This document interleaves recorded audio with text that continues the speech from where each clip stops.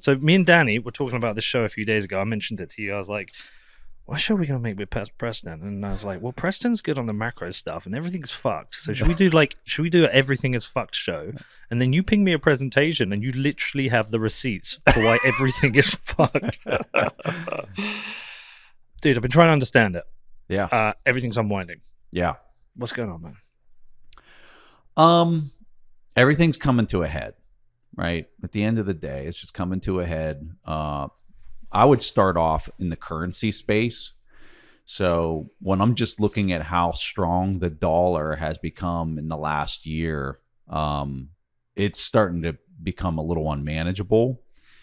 And what's crazy is you're seeing the Fed. So as the dollar's getting really strong relative to all other currencies in the market, you're looking at the Fed and you're thinking, all right, so they're going to have to start making the dollar less valuable relative to all these other currencies. And you have the exact opposite dynamic playing out where the Fed's saying, we're tightening, and they are finally. And they're doing it in moves that are 50 basis points. And while that's happening, you have all these other central bankers that are not doing that. Like over in Japan, they're still doing yield curve control. So when you have them tightening and you have the Japans of the world doing yield curve control, you're not just increasing the dollar's strength by 1x, you're increasing it by like 2x, because it's a relative game when you're talking currencies. And boy, oh boy, I don't know what that, I have no idea how the market's going to be able to deal with that playing out.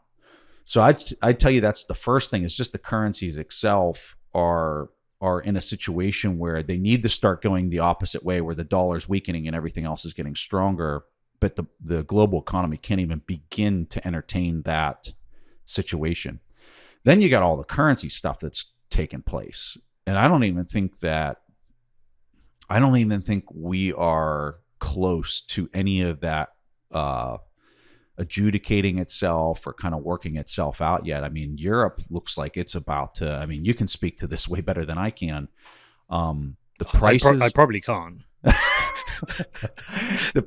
Yes, you can. The prices, I mean, I can only imagine going into the grocery store over there right now. Yeah, I mean, I've noticed the dollar pricing because I price all my ad deals in dollars and I run my accounts in pounds. So I have like a dollar line and a pound line. And over the previous year, the pound had strengthened against the dollar. Mm-hmm. So actually my relative income was dropping. Yeah. But now with the dollar strengthening, I'm seeing it. Yeah. It gets essentially we earn more for doing the same amount of work. I'd rather it was more stable. In terms of pricing over in the UK, things are getting kind of weird. I mean, fuel is so expensive because it's much higher than it is here. You call it gas, we call it fuel. It's much higher. But it's just like everything's getting more expensive. There's a real issue with fuel poverty in the UK. My fuel bill a year ago was about £100 a month ish. Mm-hmm. Ranging from 80 maybe to a worst case win to 130. It's £400 a month now. Yeah, 3x. And 20% of people are in fuel poverty. They're about to issue essentially a stimulus check, which is a credit for energy bills. I think it was October we saw it, wasn't it? Yeah, October. Yeah, to help people with that. And they're not means testing it, so everyone gets it, which is also completely stupid because I can afford it. And some people can't. So I just don't know what they're doing. Although the poorest in society do get more. If you're on benefits, you get more. Mm. I think what they should do is someone should do a pay it forward scheme. Like a lot of people are going to get this and they don't need it. But yeah, like stuff's starting to get weird. And then the news reports are coming out. Families skipping meals so their kids can eat. Yeah. Not not able to fill up their car, going to bed early and like under blankets. It's really hitting the hardest in society. Everything's getting expensive. Yeah. And I don't mean to say this like sound like a twat. I don't notice as much like because I'm not on the edge. So, I don't notice it as much. Except when I do like fill up my car because it's gone from £80 to fill up to 120, which is a big jump.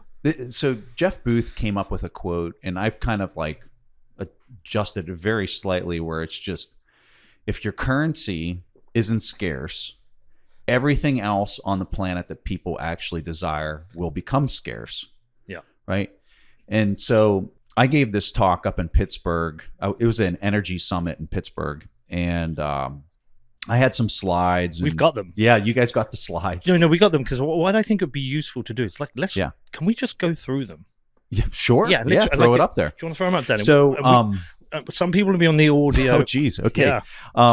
So what will happen is in the video, Ben will put them in the video, but in the audio only, people won't see. So we should explain them. Okay. Well, the first thing before I did this talk up in Pittsburgh, I sat down. My uncle came over to visit. I was up there visiting some family. And my uncle came over and I was showing him some of the slides, and he looked at me and he's like, so these are really interesting. And he's not in finance or anything. He's like, but it's just really confusing. Like there's like a whole lot here that I just really can't wrap my head around. And so he said, when you're giving this talk tomorrow, he's like, you need to like level set with people so that they can kind of understand the gist of like, what are these slides, right? And so so I started off this presentation with this story about Monopoly. And I said, I want everybody here to picture that we have 2 Monopoly boards. You got 4 people playing on this board over here, and you got 4 people playing on this board over here. And each of them have their own central banker that's adjusting the money supply in the game. Like everybody, one of the players typically is the banker and also a player in the game.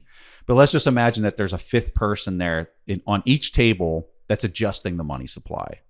And the thing that makes this scenario different than most times when people play Monopoly is the players on this board can go over and buy the properties off of their own board or the other board.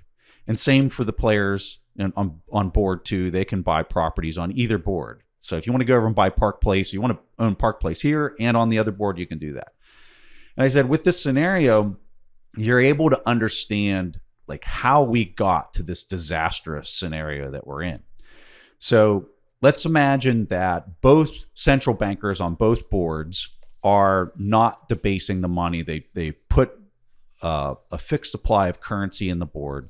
You're playing it kind of by the rules. You're actually debasing it a little bit. Every time somebody goes around go, they collect 200 and you're adding more currency into the game. But let's just say that that's the normal way that the game's played. So if that's your 2% inflation. We'll just call that the 2% inflation, right? So when you're playing this, you're seeing the players play the game, but let's just play out a scenario. Let's say that one of the central bankers kind of whispers to the other 4 players on that, we'll call it board 1, and he says, all right, instead of collecting $200, I'm gonna drop $700 into the game every time you go around go. Just don't tell the other board, right? Mm-hmm. And this, what I'm describing here is when there's no peg to the currency in the globe, it becomes a race to the base, because what's going to happen for the board 1 players, they're going to get their $700. They're going to look across both boards and say, all right, where can I capture the most rent for the properties, and which property pays me the most? And they're going to just gobble that up faster than everybody else. And so you can imagine these players on board 2 that don't know that they're getting this $700 instead of $200 as they're going go. All of a sudden, those 4 players from board 1 just keep showing up over on their board, and they're just gobbling up all the property. And they're like, what the heck is going on? Right? Well, it doesn't take long for the players on board number 2 to realize, like, why is there so much currency from board 1 coming over here? And so they kind of like lean into the table and they're like, I think they're cheating over there. And the only way we can compete is if we try to cheat as well, right? And so they look at their central bank and they're like, all right, you got to match that, or we need 1,000 added into the game every time we pass go. Don't tell board 1. And so what you have is this dynamic where the players on the board are trying to claw more and more cash into the game without making it obvious and without it being so over the top. And this is This is the continuing effect. This is, many people in the space talk about these ideas, but I don't think people can really kind of easily visualize why that back and forth in this debasement race is taking place. So when you play this game out, like if I was going to ask you, what's the fastest way to play the game of Monopoly? Like if you wanted to just accelerate Monopoly in the game, the fastest way to do it is just start changing the amount of cash that's getting inserted into the game every time somebody goes around go, or you can add it anywhere you want. You can come up with whatever rules you want. But if you keep adding bigger and bigger amounts into the game, what you're getting is the consolidation of equity, because that equity on the board is scarce. Mm-hmm. There's no more of it. Just like oil, or like you can dig more oil out, but the infrastructure is the thing that's limiting how much of that can actually be dropped into the market without, more infrastructure growth in that particular area. Real estate, especially in cities. Why is the real estate exploding? Michael Saylor goes into like this whole idea of inflation being a vector. And when you go and you pull it back and you look at the scarcity around the things that people actually desire, healthcare, education, real estate in Washington, D.C., or any major city where things are being conducted, especially political things are happening, you can see how that becomes that becomes the thing that, going back to the quote that I was talking about, which is, if the currency isn't scarce, everything else that people desire becomes scarce. And you can see that play out in that Monopoly example. So with that by the way, that is something I'm going to steal to explain this to people. It's a brilliant way of explaining. Oh yeah, it's just so easy. Everyone understands Monopoly. Yeah, everyone understands £200. Well, it's £200 to Pasco in the UK, and you're running out of money, so you have to like wait and just wait to get round to get your 200, and then, or maybe I can buy this property. Like there's financial discipline involved in the game. You flood it with cash. There's no financial discipline. It's brilliant. Yeah. Well, and what's really fascinating, you can also describe UBI and QE with Monopoly. So QE is simply anybody who owns equity. Let's say you and I were playing with two other people and you had all the equity on the board. QE is the central bank coming in and saying, Peter, we need to get more liquidity in the game. So here's how we're going to insert it. Sell us these three properties for the price that's listed, or whatever price the collective group thinks it's worth right now, which it would have been bid at this point, right? We're going to give you cash and we're going to claw that equity off the board, and it's now going to sit on our balance sheet, right? And now what are you going to do with that cash? Is it going to trickle down into the game? Of course not. You're going to then go to the other three players who have very minimal equity, very minimal property cards, and you're going to then buy those with the cash you just got. That's QE. Instead of it being the properties, it's bonds, right? They're coming in, they're inserting that cash into the system. They're clawing the bonds out. The yields are getting compressed. When yields go down, the values of properties shoot to the moon. And then you, the rich guy with all that inserted fiat, right? You're like, all right, well, I'm just going to buy some more assets that have free cash flows. I'm not going to, I guess you might go buy a couple high-end yachts, but like that's not trickling down into the economy at all, right? UBI is really kind of the 200 in when you pass go. So hold on the QE. Does that actually create locked up pools of capital that have nowhere to go? Absolutely. That's why you're seeing. That's why when you go back and you look at 2008 till now, right? The reason you've seen this polarization of wealth effect into the 1%ers is because that's what QE does. QE is this idea, this academic idea that if we put cash into the system, it'll just trickle on down into the lowest levels. And it doesn't. It just. But is it really that, or is it like a temporary stopgap to stimulate the market and kick the can down the road, knowing the problems still exist? Like, surely they know this themselves. Well, and think about it. If you're gonna do this, it does kick the can. It does get the economy going, and it does it in a way where nobody even understands what the hell just happened, right? And I think that's the real important part, is they're able to do this where because it's total market manipulation in the fixed income space, period. It just sounds to me, it's like a tightening of the elastic band. It gets tighter, absolutely, tighter, ping. It's exactly right. All right, what's the UBI one? So on the UBI front, so the same idea, you got to get liquidity into the game. Yeah. Everybody you're having consolidation in the game into Peter's hands. You own everything, right? Danny and Jeremy are broke. And me, yeah. You could say that we're the other three players. But I want you to pay rent when you land on my property. Every move I make, it's cash flow, or it's cash that's coming out of our pocket straight into yours because you hold all the equity on the board, right? And so the UBI is, how do we convince these guys to keep playing this game? Because obviously when we were doing the QE, it became very obvious that you were the beneficiary of that and we were the chumps that still sat at the table, right? UBI is, well, let's just hand out $500. Just stop the game. Everybody gets $500. Now go.